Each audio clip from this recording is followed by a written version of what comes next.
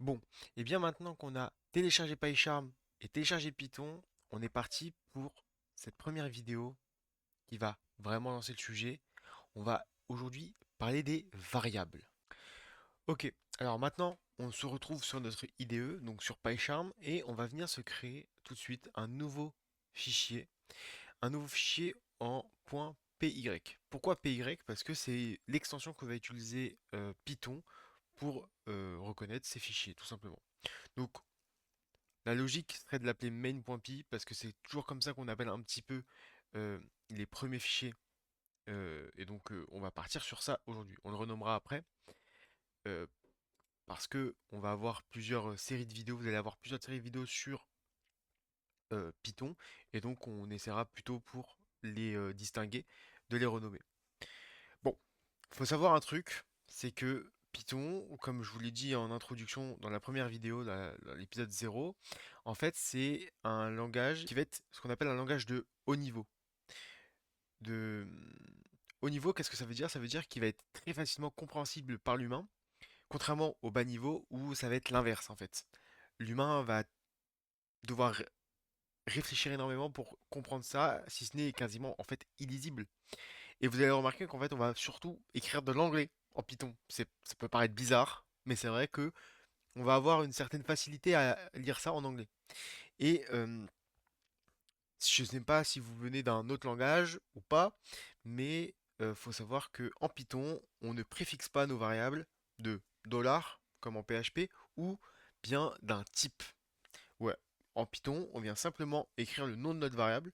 Ici, je veux, par exemple, avoir un nombre 1 que je vais appeler NB1 et je viens ajouter un égal juste ici pour lui dire qu'on va venir affecter une valeur euh, après. Donc là, on vient dire qu'en fait, on va mettre que NB1 va contenir une valeur. Donc là, NB1, fatalement, c'est un nombre. On va venir, par exemple, mettre 7. Et c'est tout.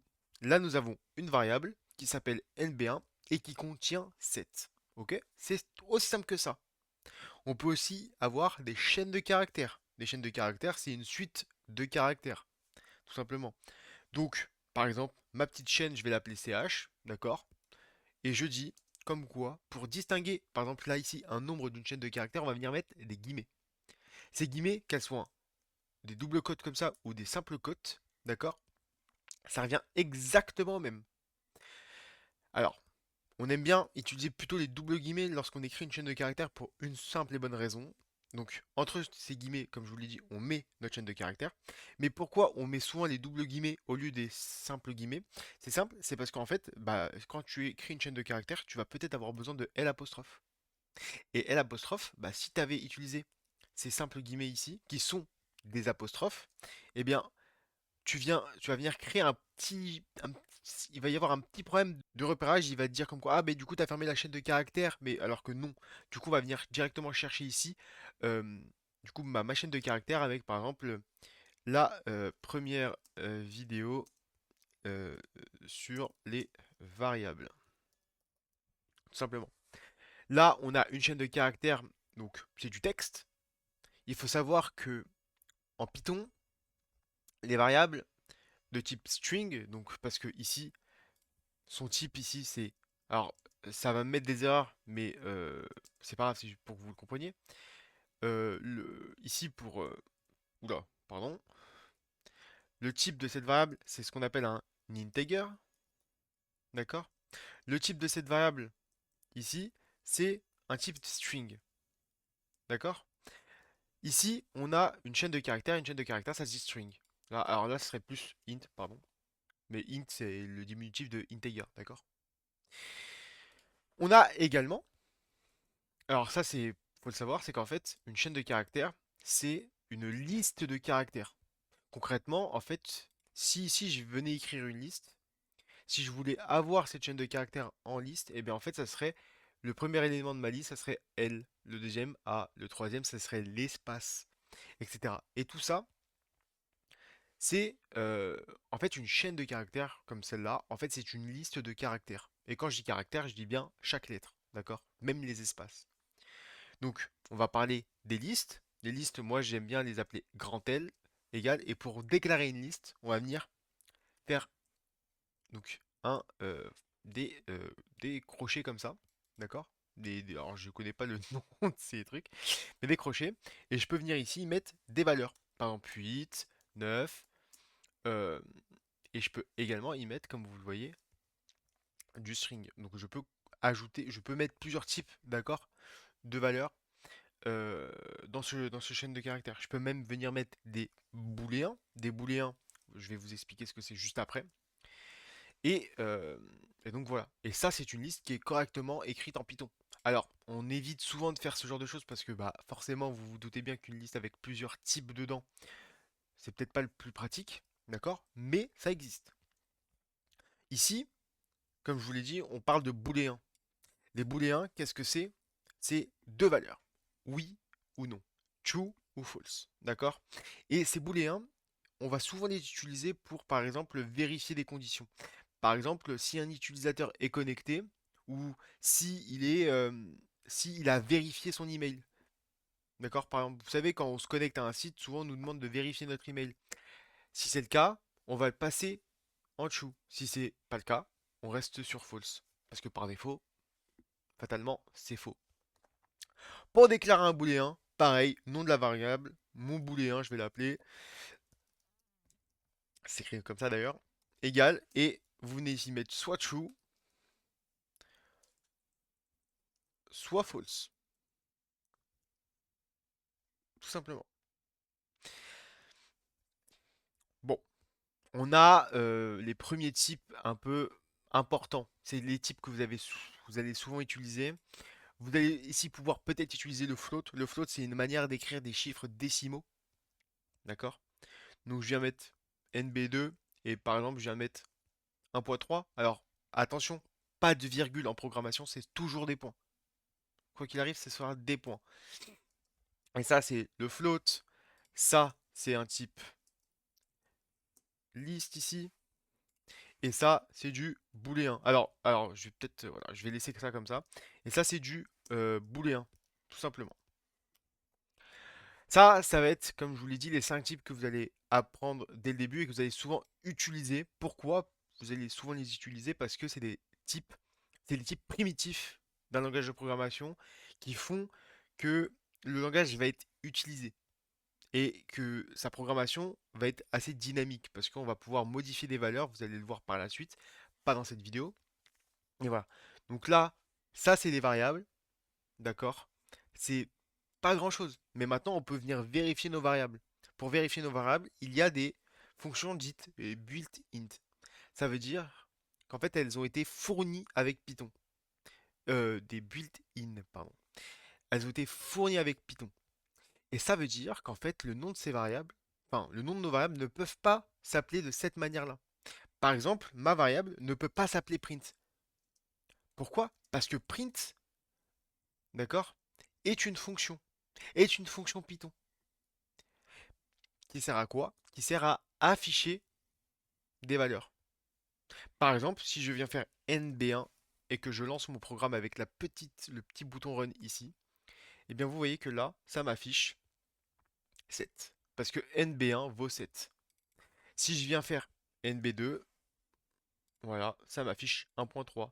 Si j'affiche ici mon boolean, ça s'affiche et ça me met true parce que mon boolean est à true.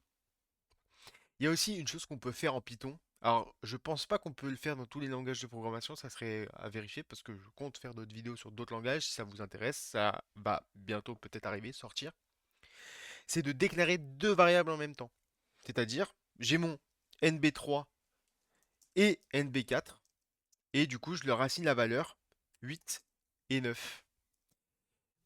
Et on va venir séparer par une virgule nos deux variables.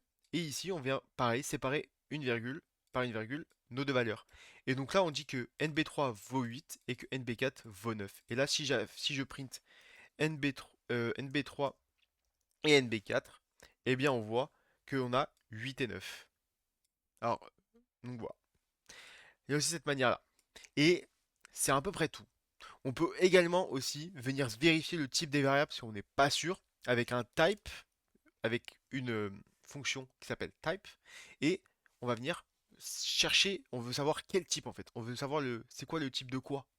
Et ben moi je veux par exemple savoir c'est quoi le type de mon booléen. Bon, c'est assez explicite, c'est un booléen. Mais bon, en Python d'ailleurs ça s'appelle bool, pardon.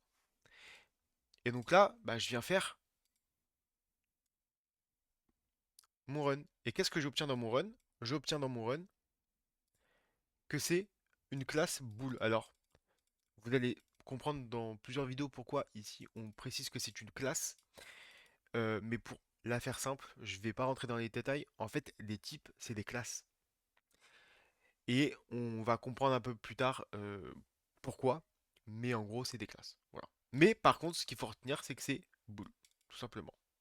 Alors, c'est peut-être parce que j'ai mis un print d'ailleurs qu'on le voit. Je suis peut-être pas obligé de mettre un print. Si je suis obligé. Bon, voilà.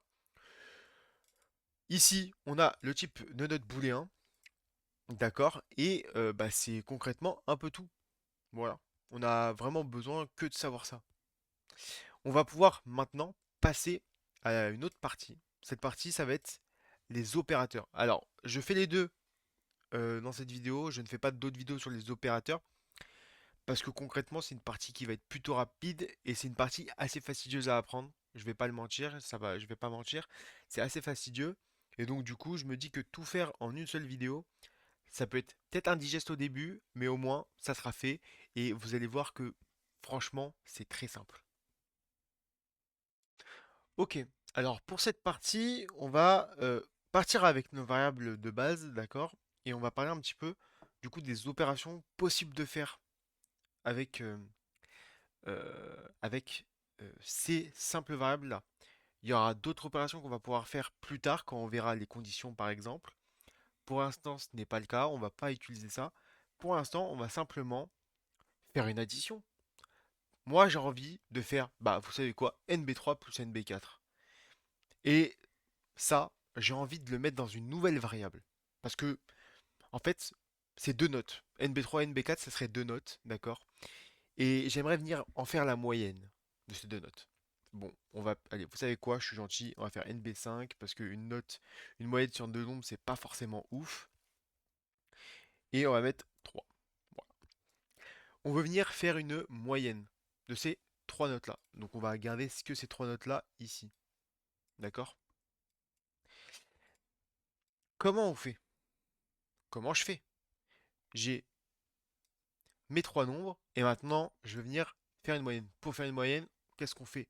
On va venir additionner toutes nos notes et le diviser par le nombre de notes. Et là, c'est ce qu'on va faire. Pour additionner des notes, alors moi, je vais faire, par exemple, une variable qui va s'appeler résultat addition. Voilà, addition, qui va être égal à NB3. Alors, bon, NB3 plus on va pas prendre NB1, voilà. NB3 plus NB4 plus NB5. Ça va me donner un certain chiffre. D'accord? Et je vais venir prendre du coup le résultat de NB3, NB4, NB5, d'accord, qui vaudra l'addition de ces trois chiffres. On est bien d'accord? Et du coup, bah, résultat addition sera enfin, sera la somme de ces trois chiffres. Et donc, bah, moi, cette somme, je vais la diviser par 3 parce que là, en l'occurrence, j'ai euh, trois trucs. Pour diviser, on va venir utiliser ce petit slash, d'accord? Et là, si je viens faire comme ça, en fait, ça va diviser en laissant les décimales. Si je veux garder simplement l'entier, je viens faire un autre divisé, comme ceci. Et là, j'aurai la division en mode int. Ça me renverra un int. Si je laisse un seul, ça me renverra un float, si bien évidemment le résultat est sous chiffre décimal, bien évidemment. Ok. Je vais venir print ce résultat. D'accord. Là, je ne le mets pas dans une variable. Je pourrais le mettre dans une variable. D'accord. Je viens lancer et ça m'affiche ça. Et là, on peut voir que ça me renvoie un float parce qu'on a le point qui vaut 7,0. Alors ça me renvoie un float parce que je pense que ce truc renvoie forcément un float. Mais si je viens faire double slash et que je relance, ça me renvoie bien 7 tout court. Vous voyez, là on obtient un int, sans ça on obtient un float. Et ici du coup on vient bien diviser résultat addition par 3. Ok. On peut également faire une multiplication. Donc là, je veux faire une multiplication. Alors je vais tout mettre dans print pour afficher. Mais print, n'oubliez pas, c'est pour afficher, d'accord, des valeurs. On est bien d'accord. Ou du texte, d'ailleurs, hein. Des valeurs ou du texte. Là, j'ai envie de faire une multiplication. J'ai envie de faire 3 fois 4. J'ai fait bon, 3 fois 5, allez. Ça va me donner 15. Et pour faire la multiplication, ici, on va venir chercher l'étoile. Ça va être le signe pour faire de la multiplication en Python. C'est d'ailleurs le même signe en Java, en PHP. C'est un peu le signe universel. Ok? Et là, vous voyez que ça fait bien la multiplication. Si d'ailleurs, j'ai envie de faire, d'accord, euh, 3 à la puissance de 2, eh bien, je vais mettre 2 étoiles. Ça va me donner la puissance. Je lance, ça me donne 9. 3 puissance 2, ça fait 9. On est bon. Si je veux connaître le reste d'une division, alors revenons sur mon résultat addition. Ah bon, là en l'occurrence, ça ne me l'avait pas fait. Mais imaginons que je donne 123 divisé par 4. Imaginons que je veux connaître simplement, pas le résultat de la division, mais le reste de ma division s'il y en a un. Et je vais utiliser le modulo. Le modulo, il va venir récupérer le reste. Et là, on voit que ma division, si je venais faire une division, elle me renverrait 30. Et il reste, si je mets le modulo, 3. En description, vous aurez un lien vers une page GitHub, d'accord, où vous aurez concrètement tout le protocole que de cette vidéo. Là, j'efface tout, mais je referai tout en propre pour vous donner un beau fichier, d'accord, pour que vous puissiez avoir le cours, en tout cas des variables là. Donc voilà, c'est à peu près tout. On peut également venir modifier une valeur, parce que je ne l'ai pas dit, mais on peut venir d'ailleurs modifier une valeur. Par exemple, NB1 ici vaut 7, on le voit juste là-haut. NB1 vaut 7, ok. Et si je veux modifier sa valeur, je peux venir faire NB1 vaut 3 maintenant. Et si je viens ici print NB1, il vaudra 7. Mais si je viens le print juste après avoir modifié NB1, eh bien là, il vaudra 3. Alors, vous voyez, 7, c'est ce print, et 3, c'est ce print. Ok? On peut concaténer également des valeurs. Par exemple, mon chiffre c'est 7, j'aimerais bien faire plus 3. Eh bien, je vais venir, j'ai plusieurs façons de le faire en fait. Je peux venir soit faire dire que n plus nb1 est égal à ce même chiffre, donc nb1 plus 3, ce qui viendrait ici me donner, bah, ce qui viendrait ici me donner 10. Je peux aussi faire nb1 plus égale 3. En fait, c'est une autre façon d'écrire nb1 égale nb1 plus 3. Et ça me renvoie toujours 10. Ok? Et donc, ça, je peux le faire avec la division, la multiplication et même la soustraction. Cette méthode fonctionne pour tout. Vous voyez, 4. Vous voyez, si je fais ça, 21, etc. Et je crois que ça fonctionne même avec les doubles slash, je ne suis pas sûr. Ça fonctionne même avec le double slash. Et ça doit fonctionner sûrement avec le modulo aussi. Effectivement. Et donc, voilà. C'est à peu près tout ce que je voulais vous dire pour les opérateurs. Comme je vous l'ai dit, on en verra d'autres lorsqu'on fera les conditions, qui est le sujet de la prochaine vidéo d'ailleurs. Donc, voilà. Maintenant, on va un petit peu parler de l'utilisation des variables. Alors, je vous l'ai déjà un peu montré, d'accord? Et j'aurais dû même peut-être vous le montrer un peu plus tôt. C'est qu'en fait, une variable ici, elle a un nom. NB1, NB2, CH, L et mon boolean. Et en fait, vous voyez que dans ma fonction print, ici, je mets NB1 et ça m'affiche bel et bien 7. Si je lance, ça m'affiche bel et bien 7. Et bien en fait, c'est comme ça qu'on utilise une variable. Ok? Par contre, attention, si ici je viens mettre une chaîne de caractères et que j'écris NB1, là, NB1 sera considéré comme une chaîne de caractères et pas comme une variable. Donc, si je veux le faire apparaître, je peux soit utiliser ce qu'on appelle la f-string, donc venir mettre un f devant ma chaîne de caractères, venir faire ce qu'on appelle des accolades et venir mettre NB1. Si je fais ça, en fait, on vient venir faire une interpolation dans notre chaîne de caractères en disant, bah, à cet endroit-là, je veux mettre NB1. Et là, ça m'affiche bel et bien 7. Ou alors, je peux faire encore beaucoup plus simple. Je peux venir faire NB1 et venir mettre une virgule et venir mettre, par exemple, bah, NB1 du coup. Et là, ça va m'afficher NB1 7. Je pourrais mettre un égal d'ailleurs.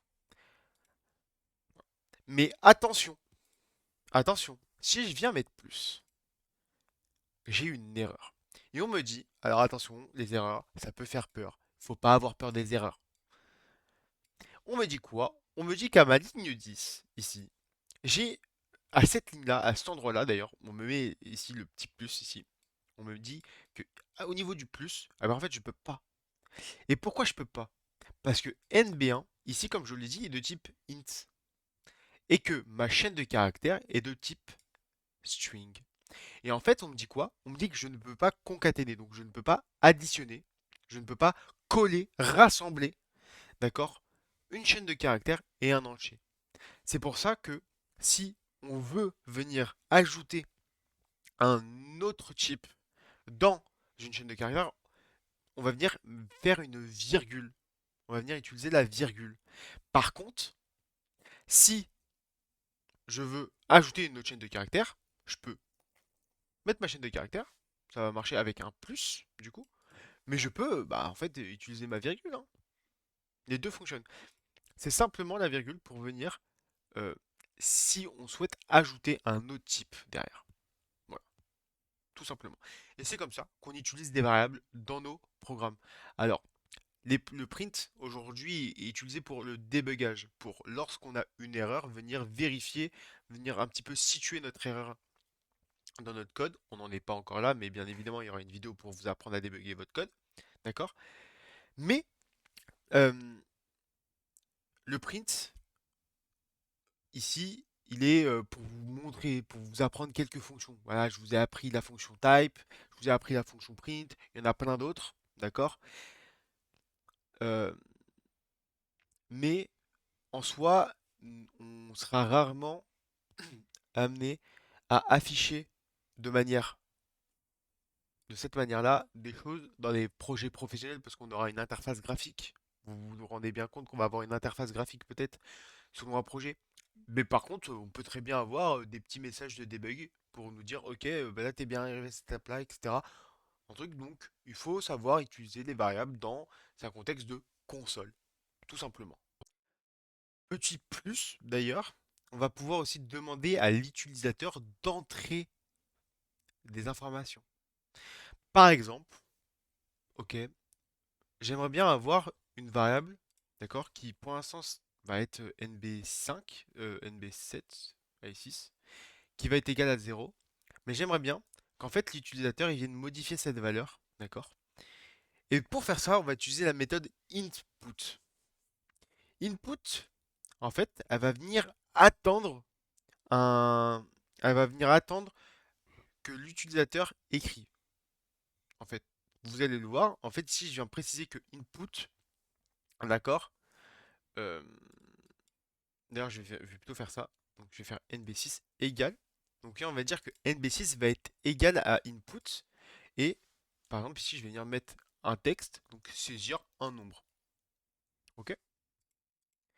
Et ensuite, en dessous, je vais venir print type de nb6 pour voir un petit peu son type à nb6. Je lance. Et là, vous voyez que dans la console, le type ne s'affiche pas. Par contre, on me demande de saisir un nombre. Donc je vais saisir 7. Et là, que fut ma surprise? Je saisis un entier parce que j'aimerais que ma variable saute en entier. Mais pourtant, je récupère un string. Ah, ça fait chier. Pour faire ça, on va pouvoir combiner, faut combiner plusieurs classes, plusieurs plusieurs fonctions. Et là, moi j'aimerais bien que le résultat de cet input, qui est fatalement un string ici, eh bien j'aimerais qu'il se transforme en entier. Et pour ça, on va venir parser cette valeur. Et pour la parser en Python, d'accord, on va venir simplement préfixer input de int. Pourquoi? Parce que moi j'aimerais bien que ça soit bah, un entier en fait. NB6 c'est un entier fatalement. Et je vais mettre int ici, et là vous me voyez ici qui me disent int built-in. Et en fait, built-in, c'est comme je vous l'ai dit tout à l'heure, c'est des fonctions par défaut de Python. Et donc là, il y a une erreur, mais pour faire ça, on va simplement ouvrir les parenthèses à côté de int et les refermer à la toute fin. On vient venir englober l'input pour lui dire, ok, bah en fait, j'aimerais que mon input, sa valeur de sortie, donc la valeur que l'utilisateur va venir saisir, donc là, moi en l'occurrence 7, eh bien j'aimerais bien la transformer en entier.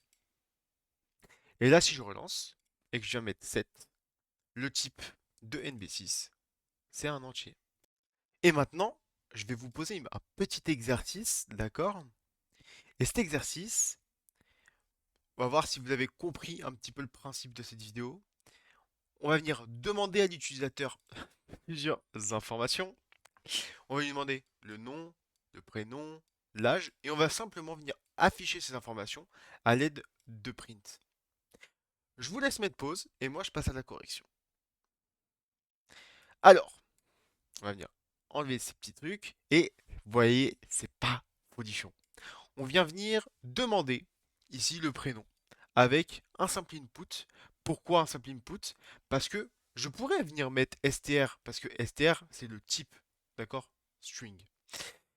Je pourrais venir parser mon input qui me renvoie une chaîne de caractères et venir dire bah, cette chaîne de caractères, je vais la transformer en chaîne de caractères. Mais vous vous rendez compte qu'en fait, bah, je récupère déjà une chaîne de caractères. Du coup, bah, je n'ai pas besoin de venir parser. Vous voyez, et c'est pour ça que je ne le fais pas ici. Et donc, quel est votre prénom? Là, par exemple, ça pourrait être, moi en l'occurrence, Gabin. Enfin, mon nom. Ah, pardon. Quel est votre nom? Bah, moi, c'est Gabin. Enfin, c'est Capel. Quel est votre prénom? Moi, c'est Gabin. Quel est votre âge? 18. Eh bien, si je lance mon programme, quel est votre nom? Capel. Pelli. Quel est votre prénom? Gabin. Quel est votre âge? 18. Et ça va venir m'afficher. Je m'appelle Gabin Capelli et j'ai 18 ans. Pourquoi ça vient de me l'afficher comme ça? C'est parce que ici j'ai utilisé ce qu'on appelle les f-strings, d'accord? Et je suis venu interpoler ma chaîne de caractères par des variables ici. Et c'est tout. Comme vous l'avez vu dans cette vidéo, on a appris les fondamentaux sur les variables. Je ne pourrais pas tout vous apprendre parce que ça pourrait prendre beaucoup plus de temps et je trouve que déjà la vidéo est assez longue quand même. D'accord? Donc, je vous laisse là. Dans la prochaine vidéo, on va commencer à faire réfléchir un petit peu notre programme et on va parler un petit peu des conditions. Ça va venir, c'est encore assez simple. Rassurez-vous, on va commencer à galérer vers la troisième, quatrième vidéo. La deuxième, elle est ok, les frères. C'est du gâteau. Vous inquiétez pas. Donc moi, je vous fais des gros bisous. N'hésitez pas à lâcher le petit pouce bleu, le petit abonnement, ça va me soutenir en fait. Parce que moi, je vous propose du contenu gratuit qui existe peut-être déjà, mais à ma manière. Je me dis que peut-être en vulgarisant très facilement les choses, vous comprendrez mieux la logique et puis vous pourrez ensuite de votre côté vous renseigner sur comment en fait on vient faire les choses un peu plus complexes. On va venir complexifier notre code. Mais en tout cas, pour l'instant, c'est les variables, c'est simple. On est à la plage, lâchez le petit pouce bleu, à demain pour la prochaine vidéo, parce qu'elle sortira demain. Voilà. Donc, à plus tard, et merci de m'avoir suivi, m'avoir écouté en fait, les frères. Merci.